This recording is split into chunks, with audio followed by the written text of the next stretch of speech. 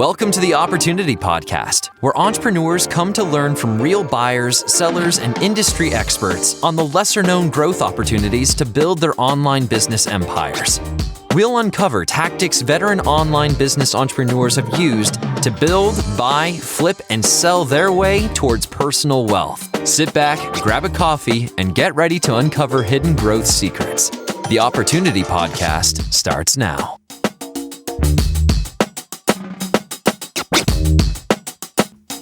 Welcome back to the Opportunity Podcast, your go-to resource for hidden growth opportunities throughout online business. We're your host. I'm Sarah. And I'm Brandon, and thanks for joining us for our latest episode. Today, we will be speaking with Jeremy Bell, the Chief M&A Officer of Elevate Brands. So Jeremy explains in this episode how Elevate Brands and the team in Austin, Texas scaled their FBA acquisitions and the due diligence war stories that they have that everyone on this call can learn from. Yeah, that's right. So Jeremy covers what it's been like building the Elevate Brands portfolio to 22 brands, several of which were acquired through our marketplace. He explains what buyers should keep a lookout for when shopping around for new acquisition in the FBA space, and gives us his mindset on approaching due diligence for an Amazon FBA business, and how you can mitigate risk when planning out your acquisition strategy. But we won't give away too much just yet, so let's dig into the interview and see what Jeremy has to share. And then at the end of the episode, we'll go over some questions and answers that highlight the growth opportunities we learned about today. So let's get started.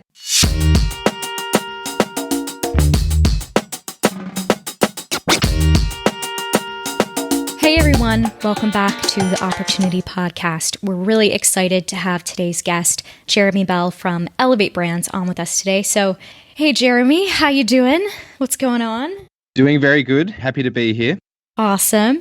We talked about it a little bit offline, but let's talk about it for our audience. Where are you calling in from? Calling in from Austin, Texas. But I think most people can tell from my accent I'm not a true Texan. I'm living in the US after immigrating from Australia. Yeah, you must get called out for the Australian accent all the time, right? People start asking you some questions, right? Yeah, it happens a little bit. So, hopefully it'll start to normalize and sound a little bit more American. But yeah, no, it's good fun. That must be awesome. I hope you go back to Australia with a Texas accent. I'm sure that would be wild. That would be a blast. Cool. So to kick things off, for those who don't know you, tell us a little about your entrepreneurial journey and what it looks like today. Awesome. So I started my career in kind of investment banking and private equity and mergers and acquisitions and investing. And then I relocated to the US in 2019.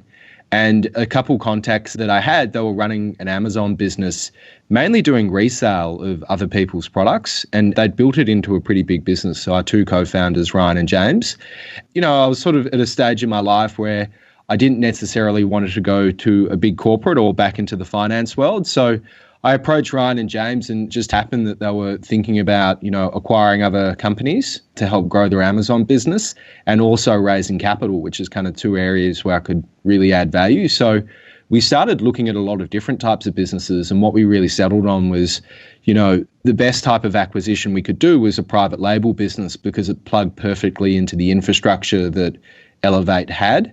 And because of that, it, coupled with our Amazon experience, they were just extremely additive. So we found that we could buy a business that had been, flat or slightly growing and really accelerate the growth of it by bringing that business into the kind of Elevate umbrella. So fast forward, from where we were in the end of 2019, we're doing our first acquisition. Today we have approaching 100 employees. We've raised, millions and millions of dollars in capital, and we have a portfolio of 22 brands. We've a bunch of those acquired through Empire Flippers. That's awesome. I kind of going back to your initial story and how you got started, it sounds like, you were deep into M&A and PE, and I was kind of wondering, I'm not quite sure if what you were working on was, out kind of in what you would call like normal or brick and mortar PE and M&A. And then I was wondering if you were just kind of seeing a lot of traction going on in the e-com space. And is that something that kind of drew you out of that? And I think you were maybe seeing in the rest of the industry at a large, other people were noticing, hey, there's a lot of really great tailwinds. Maybe we should start paying attention to this. Yeah, 100%. I think the first thing that blew me away when I came to the US was just how kind of prolific Amazon was. When you look at other parts in the world, like the fact that you can get a package delivered in 2 days and you can return it and get your money back, the rest of the world is still kind of catching up to that standard. So I just looked at that and, you can go to any market in the world and sort of see the decline of brick and mortar retail. And, our co-founder, Ryan, he had a vision he left selling commodities and he basically picked e-commerce as a mega trend that he kind of wants to build the rest of his life around because, e-commerce as a trend is something that we're going to see for the rest of our lives, in my view. And where there's growth in a growing market, there's a lot of opportunity. So, speaking to Ryan, I kind of got inspired by the vision and it just made a lot of sense when I kind of looked at the fundamentals and how kind of early the e-commerce market is and the potential of where that market's going to go in 15 to 20 years' time. So, yeah, for me, it was a no-brainer.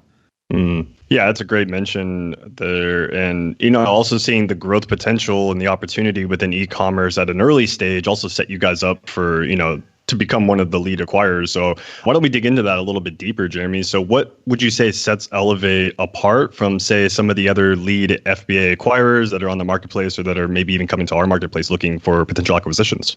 So I think it's a great question. I think as we kind of reflect on the business that we want to build, we're really proud of kind of our Amazon heritage and operating ability. So like if we look at the businesses that we've owned for more than 6 months, those businesses are now trending 92% up from a kind of EBITDA profit perspective. So what our approach is, let's find great companies, great brands that exist on e-commerce that we believe we can grow. And if we kind of hold that belief true, then we can get, pretty substantial growth out of these businesses. And, that's kind of what we're really about, is taking something that could be a small single SKU business and turning that into a multi-SKU business across kind of global e-commerce markets. And, that's our approach. Like, I think a lot of people are kind of getting distracted by, if you just stack earnings on top of each other, you can build, a $50 million EBITDA e-commerce business and that'll be worth $1 billion. To our mind, like, that model won't win. You have to be a really good operator.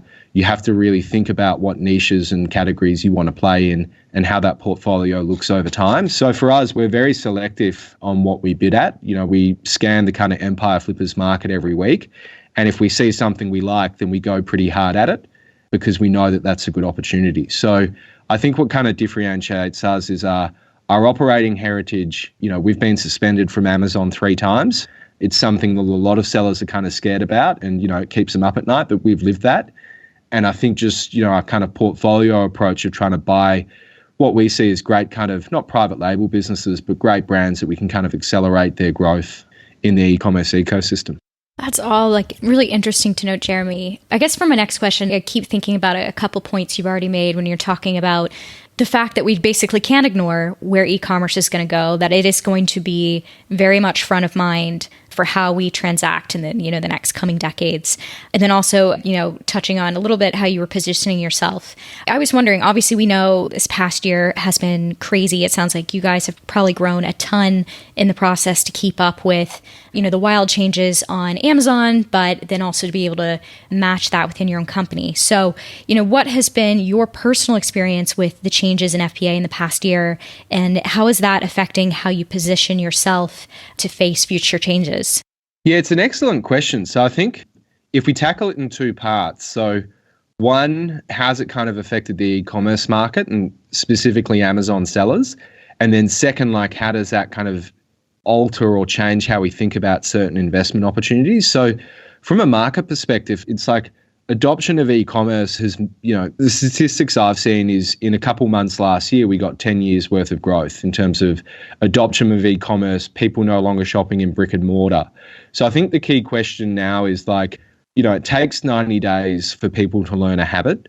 And a lot of people spent a lot of time last year at home buying stuff through Amazon or online.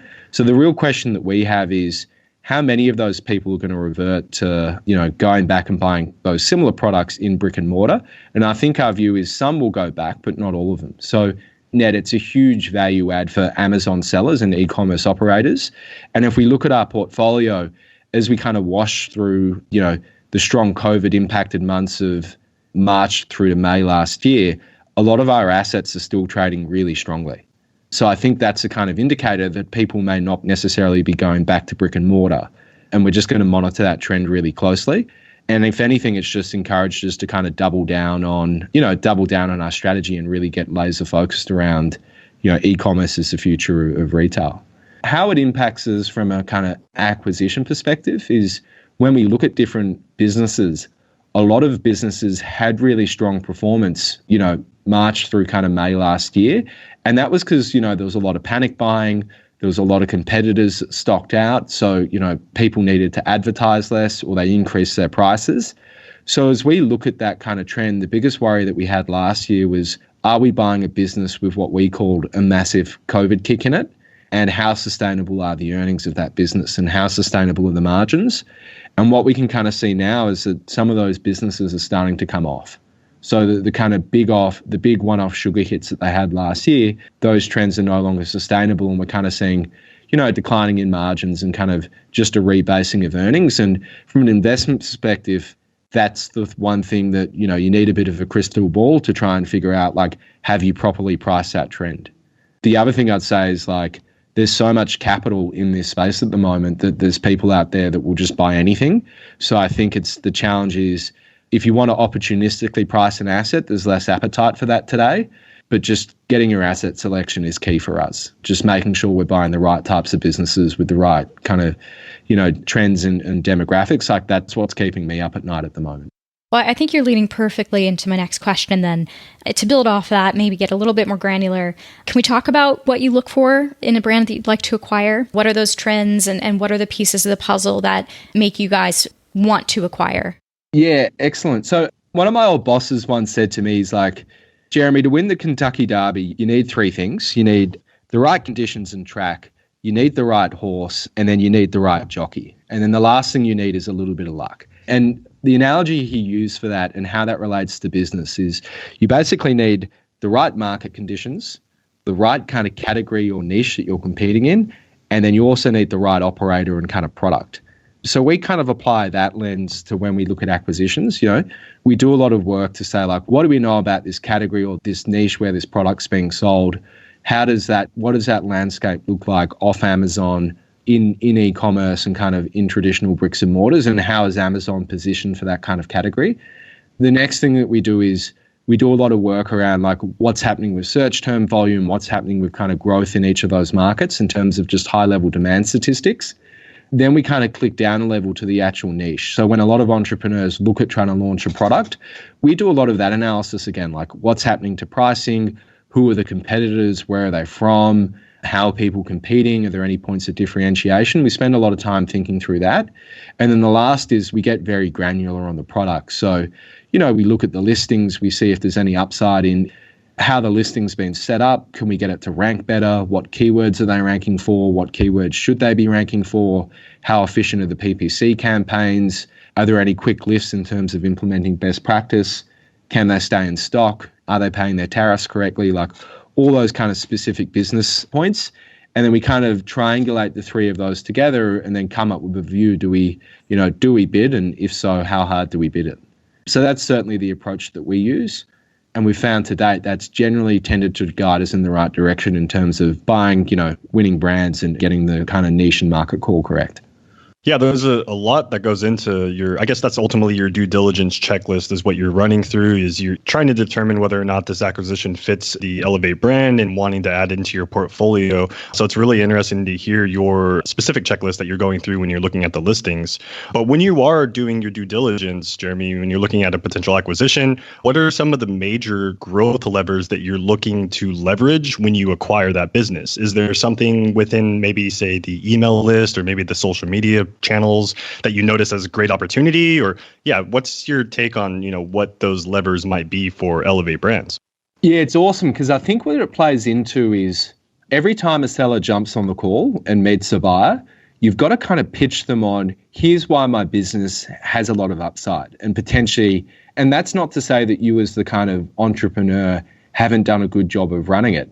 I think we have 100 people working for us. So, and most sellers, every single business that we've bought from Empire Flippers, the seller has a full-time day job and they're kind of running the e-commerce venture on the side. So naturally, they're quite resource poor in terms of time and just focus. So, I guess what I'm trying to say is don't be afraid to say, like, hey, I want to launch these new SKUs here, but I haven't had the time or the capital to do it. I've never tried to renegotiate prices with my supplier, even though I know there's another factory that's reached out to me that's going to charge 10% cheaper because they want the business. Here's a bunch of thoughts around how we can better, improve the product, increase the review rate to kind of, from 4 to kind of 5 stars. I think there's a lot of when we look at a business, we look at a lot of kind of quick hits that we can do, which the owner hasn't had time or resources to implement. And a lot of that just goes to, if there was a list of 10 things, the way we kind of phrase it is, if there's a list of kind of 5 things that you would do today, if you had kind of unlimited resources, what would they be? And if you fast forward 12 months time and there was a list of kind of 5 things that you would want in place in 12 months time, what would they be? What new SKUs would you launch? Would you update your packaging? Would you get new videos made? All those sorts of things. And I think what we've found is most sellers know more about the business and how to grow it than any buyer, because you've run that business 2-3 years in some cases. So you know what the opportunity is. No one's thought harder about this business than the seller. So often the answers are all in their head. It's just a matter of trying to get those out and articulate it properly. So I think that framework of what are the 5 things that you would immediately do today? And if you were to fast forward 5 months, and what are the 5 things that you would have in place then for your business to grow and be successful? Often if you do that, that's where the answer is. Yeah, I guess ultimately you are discovering more about the business than what the listing itself could detail when you're talking to these sellers and you're getting that inside scoop from them and what their potential ideas or, hypothetically speaking, what they would do to the business further down the road. And that's a very interesting point that you bring up is, you're going to discover more things about the business when you do start talking to the seller who really does know the business inside and out. Now, I'm curious, was there any particular time or maybe there's a listing you had noticed or a potential acquisition that might have been maybe something that wasn't 100% optimized or maybe you noticed as a great opportunity? And what were some of those small low-hanging fruit wins that you noticed within that business in particular? Yeah, so we bought a business from Empire Flippers in the end of 2020. And our thesis on how we grow that business was simple. Let's just stay in stock, because the owner had a lot of inventory. It was a seasonal business leading into Christmas.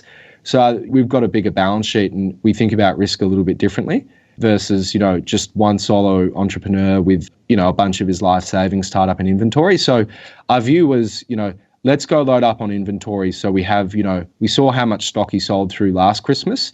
So we just doubled down on the inventory position.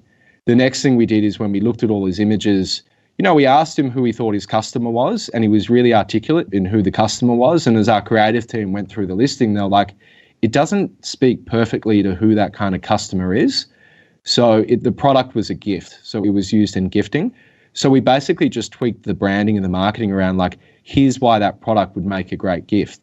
And, we went from having kind of 5 images to having 7. We updated and refreshed all the A+ content. We put a video on the listing.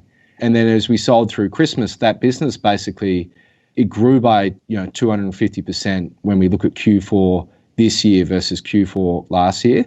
Sorry, I mean Q4 2020 versus Q4 2019. So a lot of the things that we do, it's not rocket science and there's no real dark arts or secrets. It's just often getting the 1%ers right. So that's why I kind of keep coming back to that often sellers know a lot of the things that they should be doing to kind of grow the business. It's just resource or time constrained. The other thing I'd say is that's worked quite well for us is just going through and just, optimizing PPC has been one that we've seen big uplifts for. So if sellers have got a brand or got a business and you're doing the PPC side of it yourself, there are a lot of providers out there that provide really good services, either the automated tech platforms or some of the better kind of PPC advisors. We've found that that's a huge unlock of growth. So if PPC isn't your strong suit, which for some people, some entrepreneurs are really good at product design, they're really good at creative, they're really good at PPC, but they're not often very good at all 3. And what we found is PPC is one where people aren't the best. If you get that right and you use every single ad format that Amazon offers up to you, you can see pretty substantial growth in a business. So yeah, my kind of guidance to people there is, tap into your networks. I'm sure you've got a bunch of podcasts where you've got people from PPC agencies on them. That's often a very good unlock that we've seen in our business. Yeah, all that is great advice. I think you touched on this earlier, and it is relevant where it's like, obviously, what you're looking for in your acquisitions might be just a tad different than, say, like any other buyer out there looking for an FBA business. Obviously, you guys have the capital and scale behind you. So in some ways, what you're doing in due diligence is a little bit different. But in other ways, there's a lot of, say, commonalities, similarities. And, everybody's looking for growth opportunities, but they're also trying to make sure that, nothing comes up that derails the deal. And I know that's something that we talked about before getting to this interview and ideas of things to talk about. One of the ways that you positioned it was talking about, kind of like the war stories of due diligence, right? Because obviously not everything is going to go perfect. So that was kind of one thing I wanted to touch on. I was wondering what kind of things have come up for you in due diligence? Maybe they almost killed the deal, and how did you bounce back?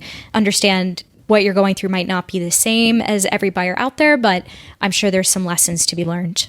Yeah, happy to. And some of these examples aren't empire flippers specific, so I'll just keep it kind of at a higher level. And I think all these kind of stories are just useful to different kind of, different sellers considering their options.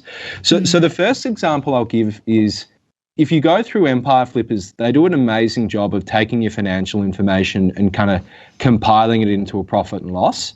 We once had someone come to us, and they came organically through the website. We asked them how much their business made, and the response was it makes $97,000. And we're like, okay. And then I followed up with how much revenue does the business make? And they said 2.2 million. So as soon as they said that, I went to Alibaba. I figured out, what they were selling, how much it cost to import the product, punched it into a profit calculator. I'm like, that just doesn't make any sense. So effectively, when we got into it, they hadn't done their accounting properly. And in the end, the business made $450,000 in kind of profit versus $93,000. So the number one advice that I kind of give to people is hire an accountant and hire a CPA and make sure you get your numbers right.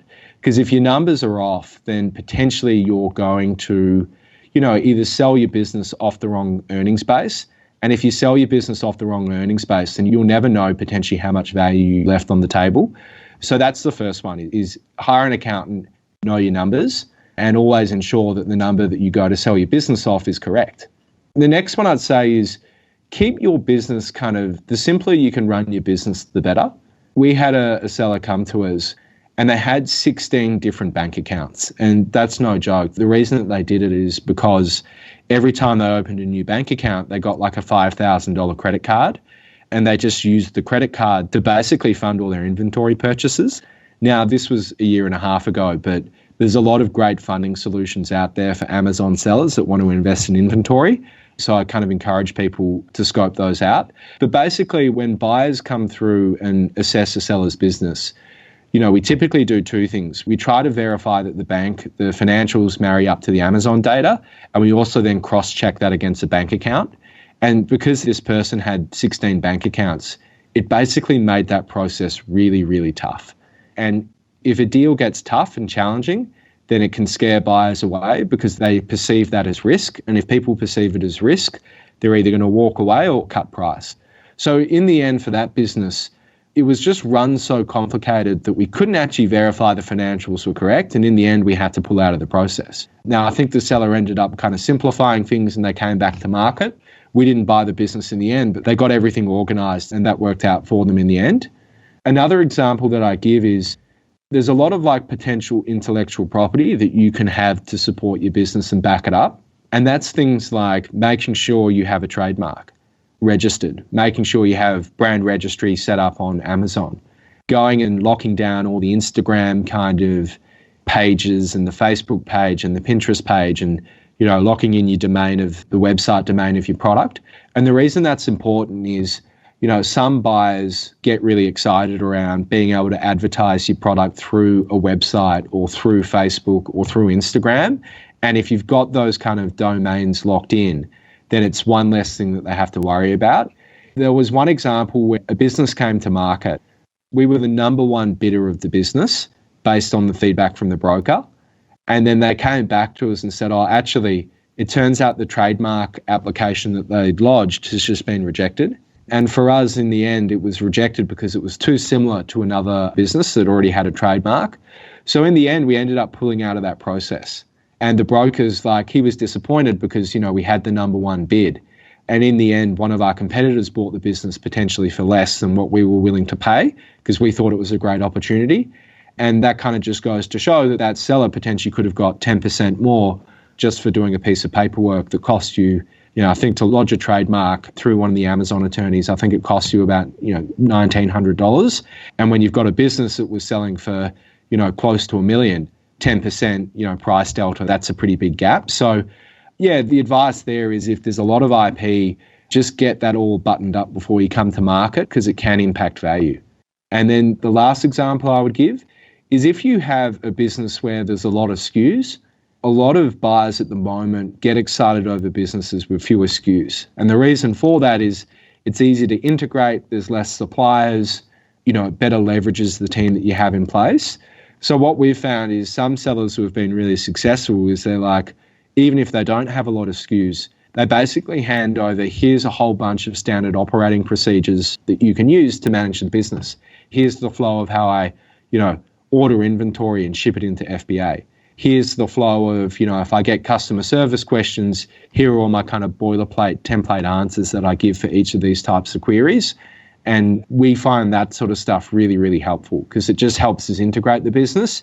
And if it came down to a price shooting match of buying that business that has all that in place versus another business that doesn't, we'll bid harder on the one that has those kind of systems in place. So, yeah, a couple kind of practical things that people can, if you're considering an exit, just start to get some of these things in place because, the decision to exit your business can come around really quickly.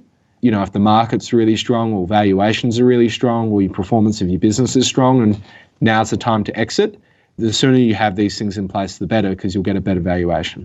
Yeah, 100%. I think it's so good to hear about the things that didn't always go right in your deals, the challenges, things that go awry, because ultimately, that's probably going to be the best advice for sellers. It's the directives. Here is what you do step by step. If you want to make an exit and get your best valuation possible, your best exit possible, if you're not doing these things and you arrive to the deal table with any of those things that you mentioned and not in place, whether that's your numbers or your SKUs are all over, etc., that's going to really be something that hits you hard when you don't want it to, when you should be walking away with your best deal. So no, I think that's really good. It does relate into my next question. We talk about, okay, these are the things that went sort of wrong, and these are the things you can learn from them. Talk to me about, real world examples of things that were really impressive. So things that you saw with an FBA business that really seemed to catch your eye, and what kind of lessons could sellers take away from your findings? I think the businesses that we find, it's not so much the most impressive, but the easiest for me to do my job and kind of brief the other people in my organization about a potential opportunity are the ones where people are like the best, the most organized. So, we've had one seller who basically just prepared a PowerPoint presentation that had, here's a summary of each of the different SKUs in my business. And then the next slide was like, here's a summary of all the new SKUs that I think I want to launch next year. And here's how much they cost. Here's the factory that I've spoke to. And it was just all laid out in a presentation. And they basically just, each different slide of the presentation set out, ways to grow the business into the future. And like, for me, that's gold, because at the end of my process, I write like a 30-page, investment committee paper, and the entire section that I have to write on how we're going to grow this business, in conjunction with our brand managers and the kind of rest of the people in our organization, all of that was kind of largely filled out by the buyer. Like, they kind of served it up to us on a silver platter. The other thing that I kind of find that we kind of get excited about is when, some sellers, when they're just drilled, and not everyone needs to be an expert on their numbers, but the sellers where, like, if you ask them a question like, hey, could you provide us all the invoices for, the orders of, these certain SKUs for the last 12 months, the ones that send that through, the information through to you kind of, instantaneously because they're organized and they have it all prepared, they're the ones that, like, it just makes the process really efficient and really quick. There's a saying in mergers and acquisitions, and that's time kills deals. So the quicker and more efficient you can run your sell exit process, the better, because time starts to creep into it. People start asking questions, they start doubting themselves. It's just something that you as a seller want to be conscious of, that you're running a really quick underwriting process and having everything organized, having all your bank statements saved down, having your kind of records for, having your records for all your kind of IP saved down, knowing the login details of like each of them. You don't need to share it, but just having the login details of like all your key e-commerce kind of properties, like, saved down in one spot. One thing that we found great is, people kind of tell us straight off the bat, like, here are all the keywords that my product ranks for, and here are the ones that I'm, trying to rank better for, because that accelerates some of the kind of marketing initiatives. So I think the summary of all of this is the people that impress us the most in underwriting are the ones that are the most organized. And then the thing that I'd say is super important is often we meet sellers and they'll explain to us about, the performance of their business and kind of what's happened in the past. And really the financials are the kind of the hymn sheet of what sellers are kind of preaching to us. So what we find is that the sellers that impress us the most are the ones that, if they tell us something, when we get into the data, it kind of marries up to their story, because it means they're credible and they understand their business. So knowing your numbers and kind of being well prepared across all aspects of underwriting and just being really buttoned up to run a quick, efficient process, I think that's the easiest type of deal for us, because we know that, underwriting will be a breeze and there shouldn't be, any issues. The other thing I'd say, which, people can see as potentially a negative, but we actually see it really as a positive, is, when we start an underwriting process, we often say to sellers, like, is there anything that you've done which is grey hat, black hat, or you've violated kind of Amazon's terms of service? And we kind of say to sellers, like, look, this is like the journey that you're about to go on is a journey of building trust. And if trust gets eroded between a buyer and seller, the deal very quickly falls apart, because the chances are we're not going to meet the seller face to face, and we're only going to really work with them for a kind of 4 to 6 week period to buy the business. So we say to sellers up front, like, have you done anything outside of, grey hat, black hat, or outside Amazon's terms of service? And we've had sellers in the past say, no, everything's legitimate. And then you buy the product and you can see there's like stickers for giveaways on it and those sorts of things. And it basically then forces an awkward conversation where we've had some sellers in the past, and there's other things that sophisticated buyers do to kind of figure out, like if you have been doing things to kind of, increase your reviews or, search, find, buy, and those sorts of tactics. There's things that sophisticated buyers can do to kind of catch you out on that. So what we found is if someone just straight up says to us, like, this is what I've done, I launched these products, I did a family and friends giveaway, you can kind of see that in the data, and that was 3 years ago, we're like, okay, we can form a view on that risk, and we know that when we're dealing with that kind of seller, like, we can trust them because they're honest and they're upfront with that sort of stuff, because we've got the processes in place to kind of, to catch them out. So every time we see that, I look at the seller and I immediately thank them and say, look, thank you for your honesty. It saves a lot of awkward conversations down the road, and it's one less it potentially de-risks the deal. And if it's something we can work through, then, you as a seller can kind of take comfort that that's not going to be an issue.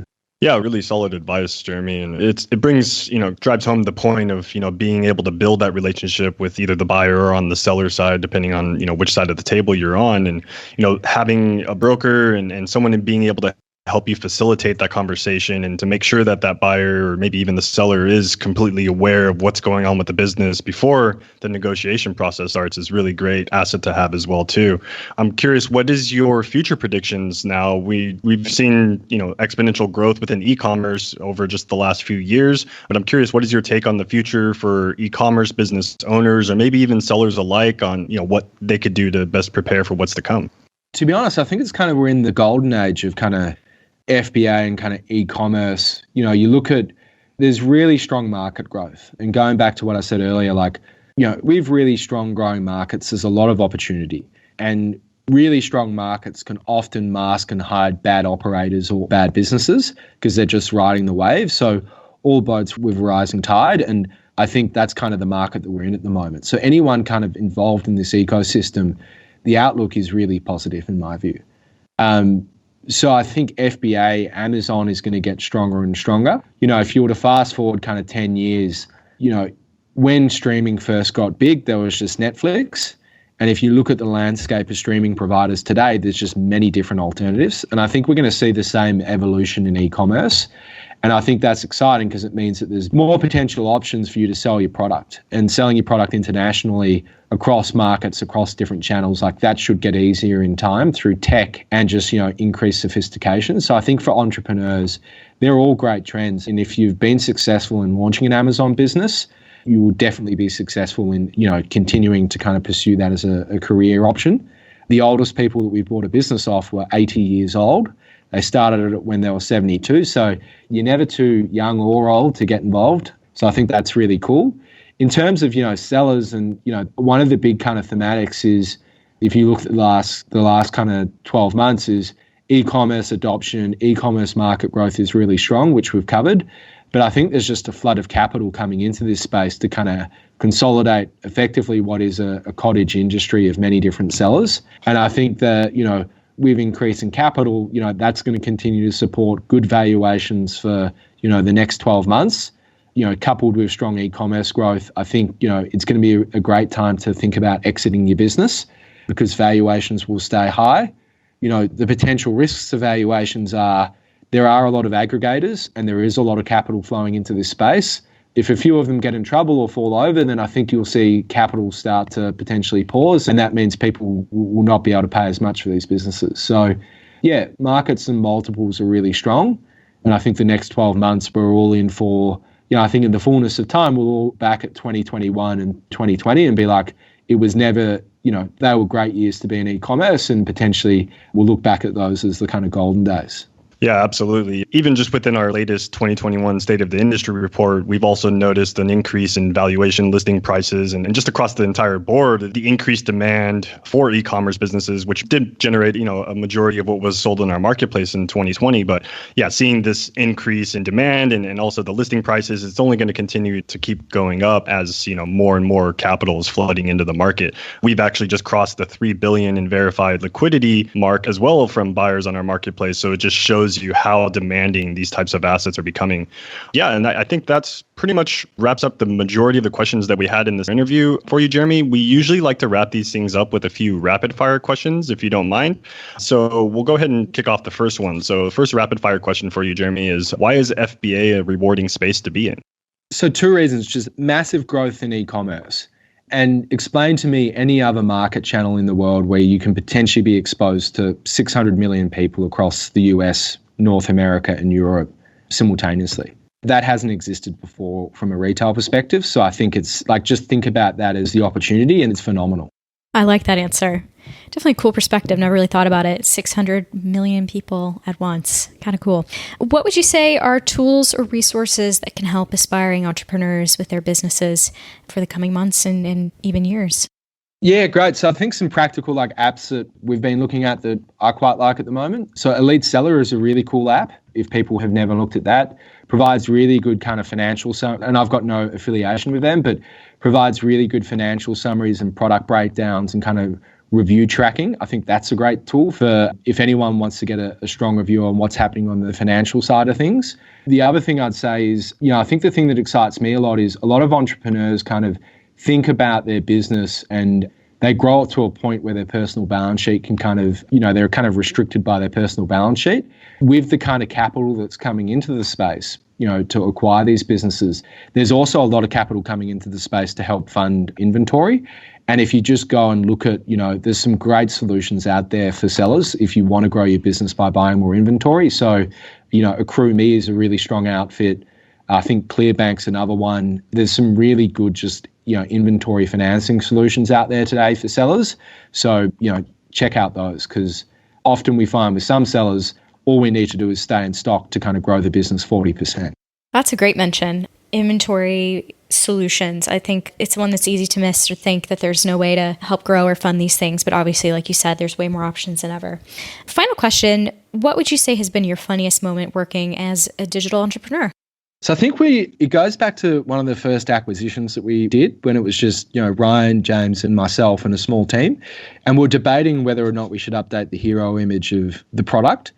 And all we did was we reduced the sheen. There was like a weird reflection in the packaging. So we reduced that with a graphic designer. We made the product slightly fatter and added a shadow under it. And we spent ages debating whether or not we should, was that the right image? we uploaded it and kind of click-throughs and revenue kind of increased 15, I think it was like 10% as soon as we put that image up. So yeah, it was just great to see that you can try things, experiment really quickly on Amazon, and you can kind of be super surprised with the outcome. And the feedback loop's really quick. So, within 2 days, we knew that was a great move and we had a laugh about it for kind of the rest of the week. The other tip, it's a real simple one I'd give most entrepreneurs, is like, just experiment, like increase the price of your product $5 and see what happens for 2-3 days. It's not going to kill your ranking or your listing, but you may be shocked or surprised on the upside that sales haven't moved and you're making a lot more margin. So yeah, just funny experiments that we've had that work more often than you think.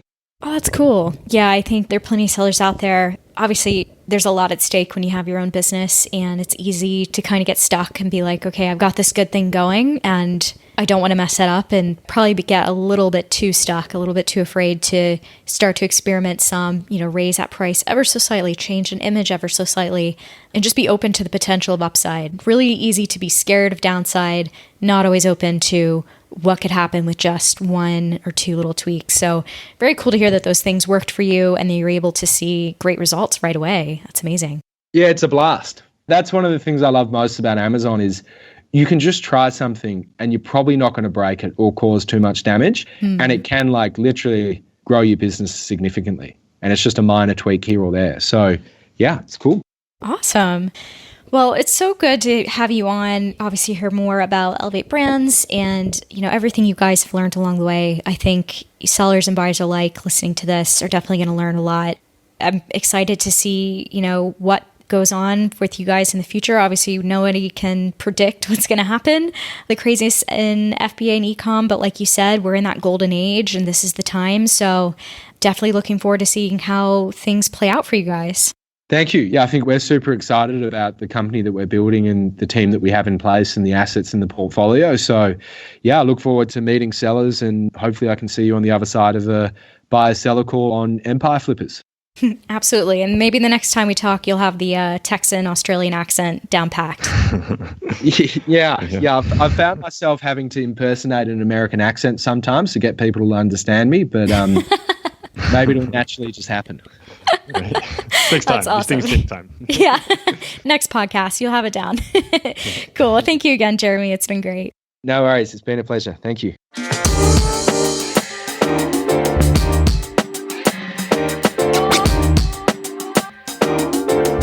Hey everyone, now that we wrapped up this episode and learned about how to perform proper due diligence on any acquisition, we wanted to cover some common questions about buying and selling online businesses. So first one is, what is the difference between vetting and due diligence? So it's a great question. It's something that many buyers on our marketplace often get confused about when they're coming to buy from us.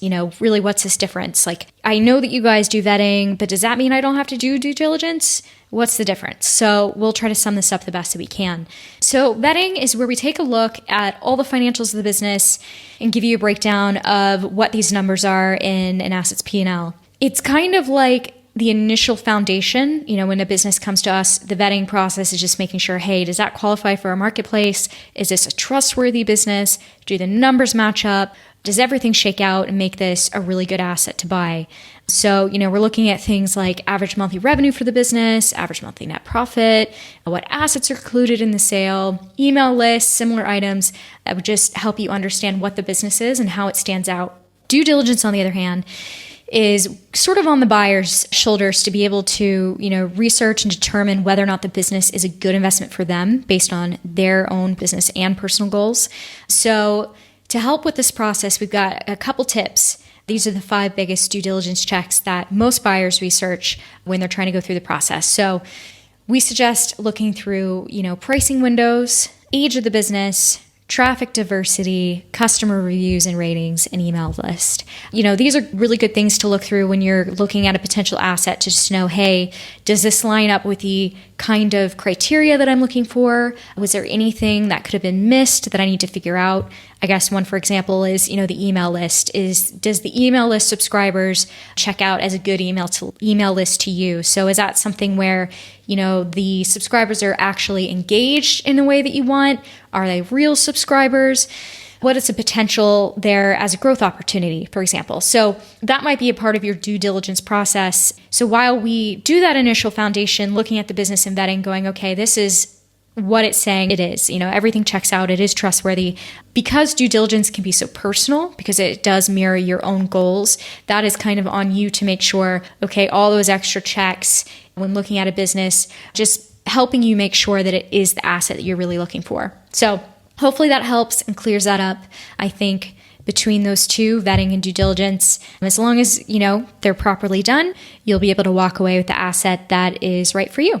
Yeah, really great mention, Sarah. It's something that we do get often asked, the difference between that. And some people might even, confuse due diligence on something that we do here at Empire Flippers. But again, the vetting process is where we're really just digging into the financials and making sure that the numbers are what the seller says they are. Another great question that had came up was, what should I do to prepare 6 to 8 months out prior to listing my business for sale? So this is a really great question. And it's something that we do have a lot of calls. Many sellers, they look to do a exit planning call with some of our business advisors to kind of plan things out. But generally speaking, you want to first consider, what is going to make your business the most desirable it can be to potential buyers. So one thing that many business owners make the mistake in doing when they're prepping or they're preparing their business to make an exit is they end up going and firing a lot of their staff, or maybe even getting rid of some of their outsourced VAs that are helping the business in maintaining its current status. And this is a huge negative when in the eyes of a buyer who's looking to acquire this business, as they're not looking to purchase something that's going to require, maybe full-time amount of hours per week to maintain.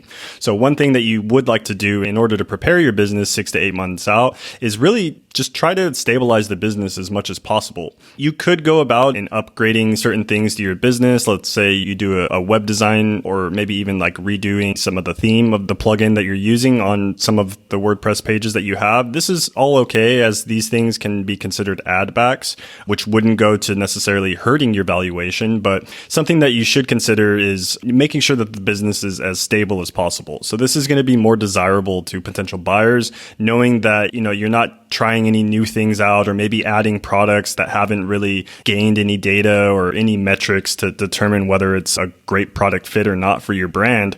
So these are all things that you want to maybe try and steer away from, and really focus and hone in on stabilizing the business as much as possible. And that in turn will become more desirable to potential buyers that are looking to acquire a passive form of investment versus something that's going to require 30, 40 hours of their time to maintain because you just got rid of all your staff. So yeah, keep this in mind. One thing to focus on when preparing your business to make an exit is to really just make the business as streamlined as possible, and to make sure that your operations are all tidied up. So that way a potential buyer could come in and scale the business further based on their specific skill sets, or maybe the core of what they are most familiar with. And that pretty much wraps up this episode of the Opportunity Podcast. We hope that you've gained some valuable insight to the opportunities that digital acquisitions offer. Click the link in the description, or visit empireflippers.com/marketplace to learn more about current listings that are live. And if you enjoyed this episode, be sure to leave a comment and subscribe to this channel for more great content that's released every week. So until next time, we're your hosts. I'm Brandon. And I'm Sarah, and thanks for tuning in to the Opportunity Podcast.